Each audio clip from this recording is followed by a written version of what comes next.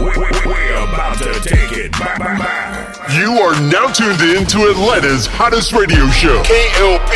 Aftermath. We shut it down in the studio. You're rocking with the best. Oh, this is Ludacris. What's going on? This is Drake. It's Tiger Young Money Zone. It's your boy Wiz Khalifa, man. This is Big Sean. Yo, what's up, y'all? This is Kanye West. It's Jay-Z. Yo, this is your boy Weezy. With your host, Kennedy Lucas. On Swanky 93.3 radio station. The Heat 94.6 E radio station.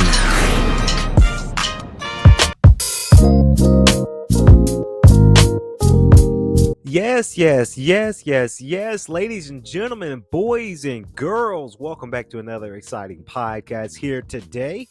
Very excited because it is we're pre-recording it, but it's a wonderful Thursday.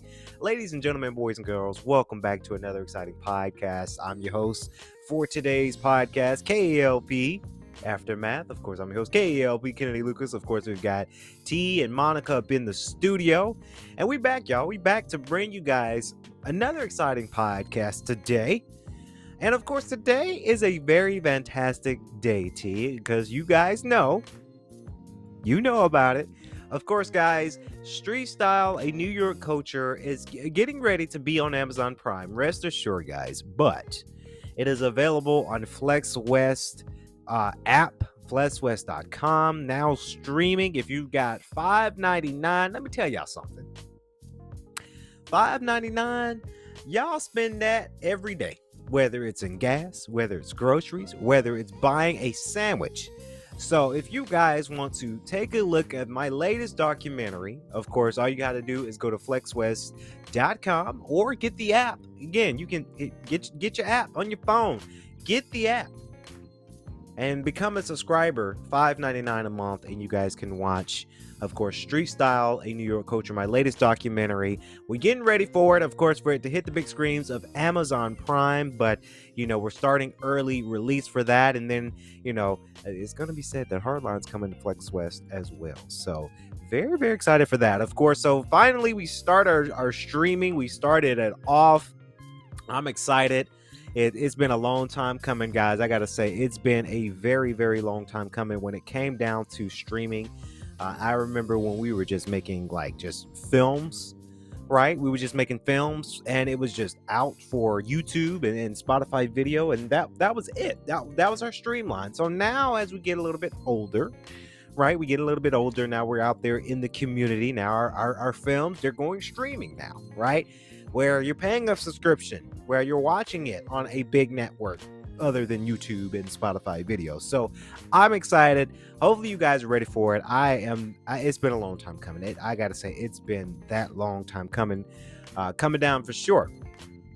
So I'm excited about that. We had to get that announcement out the way. Today is a good podcast, right? And every day when I come to the studio, Swanky Studios, that is, to give you guys a radio show, of course, I'm excited, right? I'm excited because simply today we have these two game reviews. If you guys haven't noticed about it yet, God of War Ragnarok's review probably will be out by the time you're seeing this show. But we wrote about these two games that came out the last 2 days. And now I got to give you guys my take, right? I've got to give you guys my full take when it comes down to these games. Of course, if you guys don't know, we're getting right into it. Of course, Sonic Frontiers and God of War is now available, and now I wanted to give you guys my full-blown review on our show here today, of course. And I got my water, right? I got my water in the studio because we got to talk about it. Sonic Frontiers. Let's talk about it. Let's talk about it. Sonic Frontiers is a good one. It's very good. It's one of those games that I didn't know what I was getting into when I first got the game. Right, T? I had no idea. What this game was about. We all speculated. Speculated and saw it and analyzed it on shows. But now that the game's available, and I'm playing the game Sonic Frontiers did get some great reviews. Honestly, you're playing a Sonic as an open world concept. Spoiler alert to a lot of people out there. Since they lift the embargo and stuff, there's some things I might talk about on the game. Sorry, if you haven't played the game yet, I'm so sorry, but I got to give my take today. So, Of course, you're playing as Sonic. Of course, there's this this girl that's going around. That's Sage is her name. She's going around and she's capturing the friends, and Dr. Eggman's in some trouble, and then they're dibbling up with the cyberspace, right? Now they're getting to the cyberspace, and now Sonic has to go and rescue his friends, Knuckles, Amy, and Tails. This game is quite interesting because of the open world concept. I played the game the first couple of hours when it first came out. This was midnight. I was playing around. I genuinely enjoy the open world concept. Genius, right? That is what most gamers are looking for in a video game, the open world concept of things, because it's open world. It's kind of like Breath of the Wild or maybe Elden Ring when it comes to open world, but you're playing as Sonic, you're running around, you're finding things. And let me tell you, there's a lot of things you got to find in that game, right? Obviously, haven't beat the game at 100%, but there's a lot of things you've got to find, right? And when you're going in the game, you're finding the Chaos Emerald Vault keys, you're finding the memory hearts, you're finding the actual Chaos Emeralds, you're collecting rings, right? And the Cocos, the little ball things, you're finding them, you're finding true stories, more things about the story, right? You're finding all of these different elements into this open world concept when it comes down to the video game. And that's what makes this game so unique in my eyes, right? You have the linear stages where they're about a minute long, right? A lot of people did complain about that one, T. I didn't understand why people did complain about it, because honestly, I think it's good to not have a long stage when you have this big, massive open world concept. And let me tell you guys, this open world, the maps are huge. They're huge. They're bigger than I thought they were going to be. Playing the game, of course, collecting things, and you're finding so many elements, and you're really understanding the voice acting. Now, I do agree. A lot of people did say that they didn't like the pop-ins, right? Where there's a platform or there's a rail that's in the air and it just pops in when you get close to it. Yeah, I agree. That's a little bit weird, right? Do I think that they could fix it? Yes. Do I think that they might patch it up? Probably. Do I think is a deal breaker for the game? Not really.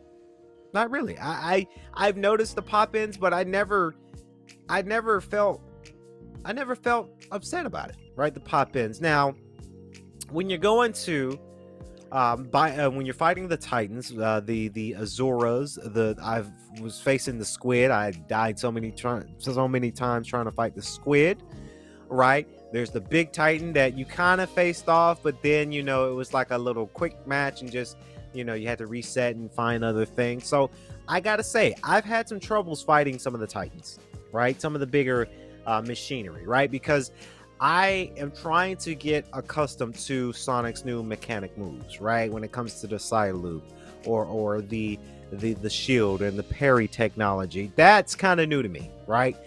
But I do like it how it's spread out to where there's not so much of there's a life thing there. You're collecting rings. Always make sure you collect rings. I think the one thing I do enjoy the most, excuse me, is if you lose your rings, let's say you get hurt, you lose your rings, you can side loop around yourself to bring up rings from the ground, right? I do like that concept because let's say if I'm getting hit by a Titan, right? And my rings disappear quicker than I thought they were going to. And now I have to go back and go find some rings so that way I don't die. Simply all you got to do is do a side loop and then the rings come up. So very, very interesting. I got to give my kudos to Sonic Team. Honestly, this game, and then, we wrote about more when it comes down to it on our article. Again, you guys can watch or read our article at issuu.com, by the way. That's ISSUU.com. That's ISSUU.com. Type in Kennedy Lucas Publishing's LLC, so that way you guys don't miss the latest when it comes down to our articles. We wrote about Sonic Frontiers, and we went more in depth in that writing, but I got to give my kudos to Sega and Sonic Team. They did something, right? I think this is a game that everybody is talking about. This is a game that got great reviews, Monica. They did. So because we were so scared. When this game got announced, we got so freaking scared because you just don't know when it comes down to what Sega and Sonic Team's producing, right? They honestly, I gotta say, they produced a good quality game. This was something different. This open world concept is very new to me. I do think just an idea, and this is probably going to be in their idea log. I don't know, probably not, but I want to see another game that's in the same formula, but you're in the real world. Now, not saying not like Sonic 06. Let's not do that now, but have that same kind of concept. But let's have Sonic in war stages, right? I would have loved to seen an open world concept where there's snow, right? I would have loved to see a place where it's a little bit of autumn, so you see leaves falling, right? I would have loved to see Sonic Frontiers traveling to a big city, right? These are things that maybe they're thinking about in the future, right? Because they're gonna make many more Sonic games, maybe off the same formula, right? They're not gonna be stupid with it. They're gonna continue because this game is selling right now, right? A lot of people are playing it as we speak. I played it all day today, and because I had to formulate, the writing and my review for today's podcast, but I played the game and I genuinely enjoy this one. This is the one that I would say pick up, right? If you don't want to spend $60 right now, I'm sure maybe this game will be on a small discount, right? In terms for Christmas, but this is the one that you want to pick up. Now, I do recommend you picking this game up for PlayStation 5. Simply because you have that 60 frames per second and the 4K option. Now, I did a silly thing, T, and I texted you about it. When I first played the game, my setting was on 4K. Now, I don't have a 4K TV in my house. I don't. I have almost 4K, but it's not 4K. I'm gonna be honest, I don't have a 4K TV. But I had it set to 4K and the quality looked good, but it just wasn't performing as well. But then I saw some other YouTubers, they did a video and they toggled with the option and you had to select performance mode on there. So I did, and it plays smoother in my eyes. I love performance modes when it comes to this generation of gaming. I think that's the new standard of gaming, having your game in that performance mode setting. So played the game, fantastic. I enjoy it. I really do. Now, I honestly think they might be working on some patches for it, sure, but this was good, right? I gotta give Sega they props, guys. I gotta give it to them. On to Santa Monica Studios. Santa Monica Studios, y'all. God of War Ragnarok. Let's get into it. We got to get into it. So, God of War, and sorry guys, because I had some food, so I'm just kind of, my food's digesting. If you hear me breathing kind of differently, my food's trying to digest. I'm trying to speak and stuff. God of War Ragnarok. Let's talk about it.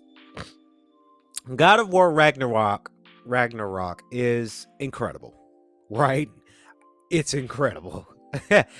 The performance mode in the game is fantastic. The story writing in this game is fantastic. Now, granted, the game came out yesterday, so I only had a couple hours to play it. I haven't had a whole day of playing God of War, but fantastic, right? The characters, Kratos, Atreus, I keep butchering his name. Fantastic, right? My favorite so far, and this is a full review, but not fully review for God, because I haven't finished it. Obviously, the game just came out like a couple hours ago.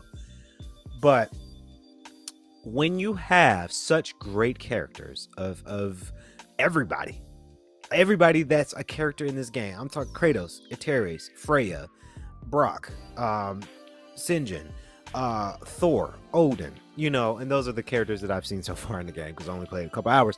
Characters like recurring characters, except for Thor. Thor's kind of new. Mimir, the head guy. Look, this game is fantastic, right? The writing is there. The combat is solid. I died so many times playing this game a couple hours ago. I died so many times because I like it how it's like that. I like a little challenge when it comes to my video games. I'm always going to say if a game is too easy, then it's not as fun, right?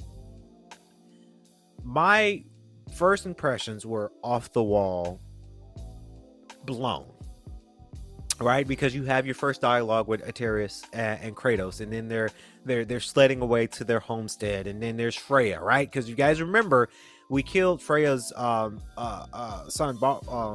Baldmir. We killed him in the first game, right? He dies at the end of the first game, 2018's God of War. Now, Freya, Odin, and Thor, right? Because we killed the brothers there too in the first one. Everybody's seeking revenge on Kratos and Terrace. Like, everybody's seeking revenge. So it's like, it's that saying that, what's done in the dark always comes to the light, right? We've done some dirt in God of War 2018. Now everybody's back for payback. Everybody's there for vengeance.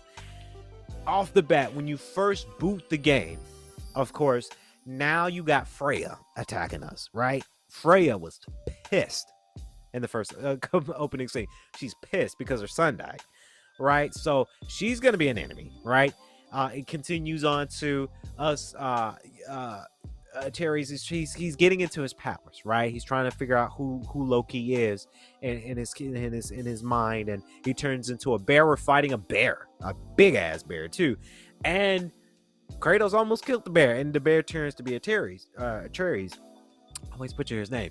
So then it leads to Thor's epic fight with Kratos. All right, these are the things that I was playing, and I had my headphones in. And I'm looking at the screen, and I said, "Oh my god!" I was cussing, like I was at the house cussing, and Monica, you was like, "You all right?" I'm like, "Yeah, I'm good." It's just, we're playing this game for a review today, and it's just like, this is crazy. Like, a lot of craziness in a good way is going down with this game. Every craziness is going down with this game, so it's just. One of those things that I genuinely enjoy in a video game is not only the cinematic parts of a video game, but the combat and the story. Right now, I gotta say, I'm gonna put in my early bid. God of War Ragnarok, my vote for Game of the Year, hands down. Right? I know they're in this race right now because it's God of War and then Elden Ring. They're gonna be the two competitors to see which game is going to get Game of the Year. But here's my vote. My vote, God of War Ragnarok, because it's a game that is challenging, right? I've died so many times. I did, because I had my settings on a different setting. I didn't have it on easy mode. I like how the combat, it's kind of the same as the PlayStation 4 2018 version, but a little bit different. I do like it how we get the Blades of Chaos right off the bat. We don't have to wait until later in the game to get it, because you guys remember in God of War 2018, you had the levitation axe throughout the whole game, and then towards midway of the game you find the Blades of Chaos, and now you're using the Blades of Chaos at the remaining of the game. This game, you get it right off the bat, right? Because they've made it to where the enemies are tougher. The raiders, they're tougher, right? You need the Blades of Chaos to fend off some of the fire, some of the snow enemies out there, right? So I do like it how, and this was great for Santa Monica Studios, they gave us that right off the bat, right? We didn't have to unlock it, we didn't have to play through the story to get it back again. It's already there. I like how Cherries Kennedy, I like it how he grows up, and he's a little bit more adult, right? I gotta say, playing 2018, is a great, fantastic video game. But Cherries, him as a kid, it just got kind of annoying. He was a little bit whiny a little bit in the first one, but then in this one, he's an adult, right? He knows better. He trains better. He knows how to fight better. The more dialogue between, and it's the same guy, Sonny. Sadidchik. I probably butchered his last name, but him and Christopher Judge, like, those are the original voice actors from the first one in 2018. Now they wait until he grew up and hit that, because he hit puberty now. But with that, him growing up, and he's, his dialogue is getting a little bit more better. It's more smoother. Like, this is what draws me to this even more, is because of the dialogue. You have a lot of people, and let me tell you, everybody's a little bit more mature, right? Because if you guys remember the first one, you never really heard so much of cussing, right? But then you've got Sinjin, Brock, Thor, Odin. Everybody's cussing. They saying a little bit more cuss words than in this game than I heard the first one, and I love it. I'm here for it, because it just helps make the dialogue better, right? It really does help make the dialogue a little bit better when it comes to this kind of video game. I do, like I say, this game is extraordinary, guys. Definitely, this is the one you definitely got to pick up. This is nothing and if you are a PlayStation player, right? Because It is only available PlayStation 5, PlayStation 4. I did hear that PlayStation 4, right, it didn't have the right processing power. So some people did do a review playing God of War on PlayStation 4, Ragnarok that is, on PlayStation 4, and it was a lot louder, and it might overheat some people's older PlayStation 4s. So because that game is a big file, right? It's a huge file. So a lot of people are still looking into getting, that PlayStation 5. But if you have one, yes, you can't sleep on God of War Ragnarok if you got a PlayStation 5. You can't, right? That is a game you have to play. You don't have to, but this is a game I definitely didn't sleep on. But I'm loving both the games. Again, Sonic Frontiers, God of War Ragnarok. Those are the two games that I'm playing on top of Call of Duty Modern Warfare 2 and Gotham Knights. So it's a lot of gaming I'm doing this holiday season. Those are the 4 anticipated video games in general. But again, Sonic Frontiers, God of War, that was their release week this week, and it has been fantastic. I've been seeing Twitter posts, I've been seeing YouTube videos, podcasters are talking like a lot about these games. So it's good to be in that community where we're all in this one big community and we're talking about gaming. So again, congratulations to Sonic Team from Sega and Santa Monica Studios from PlayStation for your launches this week. Both of them was fantastic. I ain't even gonna choose. To you asked which one would I prefer, God of War or Sonic Frontiers. I have both, so I ain't even gonna choose on that one, T. But again, this is a great week to be a gamer because we've got a lot of great stuff coming out for sure. So moving on to our next topic of conversation. I gotta make sure I stay hydrated, y'all. Did y'all notice about the 80-degree weather we received? We received 80-degree weather the other day. I went to the office and it was 80 degrees, and it's supposed to be like 50s, 60s because it's like November. We're having like a very hot winter right now. A very hot Thanksgiving is what we're going to be doing. So moving on to our next topic of conversation, guys, we've got to talk about it. We've got to talk about this season 2 of one of my favorite shows. I'm going to give you guys kind of another review, but just, something that I'm watching. This is The White Lotus season 2, guys. It's fantastic. Season 2 is back. Season 2 is back for another one, of course, from Mike White's HBO's Enlightened. The White Lotus is a sharp social satire following the exploits of various employees and guests at an exclusive Hawaiian, and actually that's from season 1, but they're actually in Italy for season 2. But then you have these characters going to this resort, and then you get to really unpack everybody's story within their characters into this season 2. The season 1 was very fantastic. I enjoyed every last minute of it, and we did do a review on the podcast, so you got to scroll through and watch my other podcasts about this, the season 1 many podcast shows ago. But now we're getting ready for season 2. I've watched, there's a total of 2 episodes. Again, it's an ongoing series, so it's a series that is not available all at once. Of course, you've got Jennifer Coolidge comes back as Tanya Hunt again. She was in season 1, and I think she's the only, and I know she's the only person that's been in season 1 and now back at season 2. You got you got John Gary Gears to play Greg Hunt, her husband. Of course, you got F. Murray Abraham to play Bert Del Grosso. Of course, you've got Michael Imperio to play Dominic D. Grosso. Of course, you got Aubrey Plaza. She's been in a lot of great stuff, by the way, playing Harper Spiller. You got Theo James, to play Cameron Sullivan. And I'm scrolling through because there's a lot of people. Of course, you got Megan Faye to play Daphne Sullivan.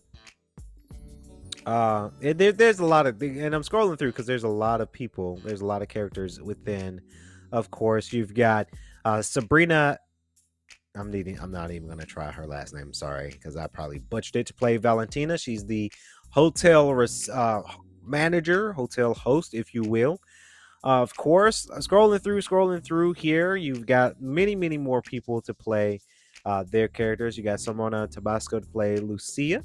along with Haley Lou Richardson to play Por- Portia, Beatrice Grano to play Mia, of course, Will Sharp to play Ethan Spiller, and then you've got Leo Woodrow to play Jack, of course. This show is great. This show is great. I really like Jennifer Coolidge's character Tanya because her character is just so funny to me.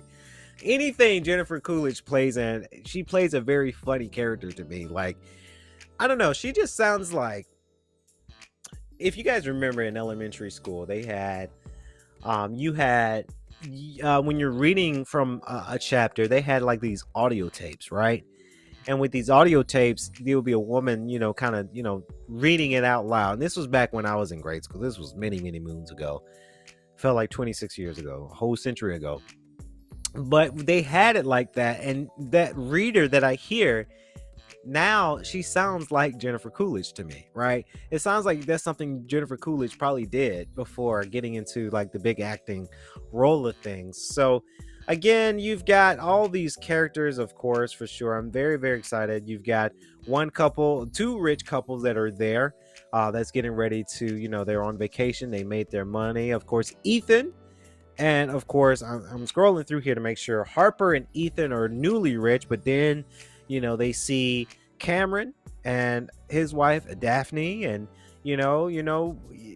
Harper and Cameron. Well, Harper wants Cameron wants Harper, and they're not happy with their sex life, if you will. Whole bunch of things going on. You got the DeGrassis, of course. You've got Dominic and Bert. Bert's the dad, and Dominic's the son, and then they got the grandson. They're going through it because Dominic is having an affair with Lucia, right? Lucia and I'm blanking out on these names now. Lucia and Mia, of course, they're having an affair with each other, and then Bert's an old man that's trying to relive the glory days, but wonder why, Dominic's wife is not there. And then you got Tanya and Greg. They're old, well, not old, but they're a married couple. That Greg's not happy with his marriage, and Tanya's trying to hold on the faith when it comes down to her marriage. Now, it's a lot of things that's going on that we just kind of shouted on the podcast, but it's a good one, right? White Lotus is a great show. HBO, again, HBO Max, HBO shows, they never disappoint, honestly. Every HBO show that I've seen that I enjoy, they've all been pretty well for the most part. So I'm very, very excited to see the continuance of this ongoing season as the season continues. Yeah, so it's a show that you guys, again, don't sleep on it. It's really good. It's really, really good show for sure. I genuinely enjoy the White Lotus season 1 and season 2. I would say I would go to season 1. Season 1 was my better season, and I say that now. My plans might change because we only have 2 episodes. We don't have the whole series for me to really judge and do a lot. Moving on to what we like to call hip-hop news. If you guys don't know, we about to talk about Eminem. Of course, he recently got inducted to the Rock and Roll Hall of Fame. But then there's a story that's coming out. Eminem, Detroit rap scene wonders if real Slim Shady will ever stand up, of course. Eminem received his flowers from the Rock Hall of Fame, and shouted out a ton of hip-hop legends. The current crop of Detroit rappers such as Ice Ware Vizzo think he could do more for the new wave they're currently experiencing. Ice Ware visited the Breakfast Club, shout out to them over there in New York, Wednesday to discuss his recent signings with Quality Control. Very exciting. If you guys don't know, Quality Control, they're housed here, not here in the studio, but here in Atlanta. And the loss of Takeoff, of course, with recent comments made by Detroit hip-hop gatekeeper Royce the 5'9" was brought up. Of course, you guys don't know. Excuse me. Royce the 5'9" and Eminem, they made albums together. They were the hip-hop Detroit's dynamic duo. Of course, Royce feels that there's a disconnect between himself and Eminem's generation, a point Icewear agree with. Detroit rapper is having a marquee moment thanks to the likes of Babyface Ray, 42 Doug, Pizzy, Sada Baby, and others of others. And Icewear says Eminem's reclusive nature has left a hole in the timeline. Of course, Royce 5'9" was credited for diverting attention to the spotlight to spotlight the young class, but Icewear said he can't name anyone aside from Nickel who's ever met Eminem, let alone seen him in person. Of course, Icewear Vizzo said he changed the sound of rap, is what he tweeted out there on Twitter. Icewear contends Eminem is a GOAT rapper, greatest of all time, and has done some great things for the city of Detroit, but has left the up and corners hanging when it comes down to passing knowledge and spitting game. Of course, very, very interesting in this. It is very interesting right? I gotta say, it's very interesting when it comes down to it, because I honestly think that Eminem didn't go anywhere, right? I think Eminem was just following, Hollywood, right? He started in Detroit. He became out there. He came Slim Shady, radio shows and, marketing and money and albums and doing all this dope stuff. Yeah, right? He followed his market, right? Do I think that we need more rappers like Eminem out there, T? Yeah, we do. We do. Because we've had a lot of legendary, iconic rappers to really spit game, and they've really done some dope stuff. But now it's like, I don't know. This such and such artist, he sounds like this other rapper. Oh, he sounds the same as this guy. What's making him stand out from this guy? That's one thing I wonder. That's one thing I wonder for sure when it comes down to it. I think Eminem could still come back to his days of old, right? But he's following his market. And it's hard to see. It's hard to think about. It's hard to think about, when rappers come out there and they do their thing and, they're following the market, and then the market changes, right? But he's changing, right? He's following the market. So I honestly, a lot of people are very upset about, when you leave a generation, then they can't. When a generation's left, it's a little bit different to bring out a new generation with a new sound, right? Case in point, when I do music, and I'm not comparing myself to any of these legends, these icons, right? But when I do music, I try to find things that are different, right? Find find a sound that is different from all the typical rappers that are doing this. And then even in the independent, because we're in the independent game, by the way, guys, even in the independent game, right? A lot of us don't sound different. We all sound the same, right? I've had people email me about, take a look at this artist. I listen, I'm like, you kind of sound like the same, right? You sound like the same as this guy that sent me over his demo, right? Trying to get an album together, right? So we got to find, in that generation, you got to find ways to be different. And I think that's what's missing when it comes to these type of rappers, that they all sound the same, in my opinion. They don't sound, what's the difference, right? I don't know. It's crazy. That's probably just how the way I'm feeling about it. But I just feel like some of these rappers are different, right? There's a different generation, right? I listen to, in my generation, because I listen to the current generation as well. But if you look at my Spotify, I'm listening to P. Diddy. I'm listening to, we mentioned Royce da 5'9", Eminem, King Crooked, Joe Budden, Slaughterhouse. I listen to them. I'm listening to Timbaland. I listen to Tank, Jay Holiday. I just listened to Coco Jones. She kind of goes back to the past generation, quote unquote, but she's kind of in this generation now. Her new EP came out. I listened to it the entire week. Of course, I listen to my songs. No plug there, guys. But those are the type of artists I listen to. 50 Cent. Who else do I listen to? Tinashe. Jennifer, Jasmine Sullivan, her, those are type, because those are different, right? They're in some of those people I just named. They are Justine Scott. Everybody's in that generation, but they sound different, right? And I probably should get into like Kodak Black and 21 Savage. I listen to 21 Savage. Migos, I listen to Migos, obviously. Right? But we've Drake, Kanye, Jay-Z, you know, those are the type of artists I listen to. I don't know, it's a little different. A lot of people listen to these names these artists that I've never heard of before. Definitely got to shout out the Midwest, Tech Nine, Chris Calico, Cut Calhoun, Stevie Stone, Snow the Product, Says Crew, right? I listen to those type of, because I mean they're lyricists, right?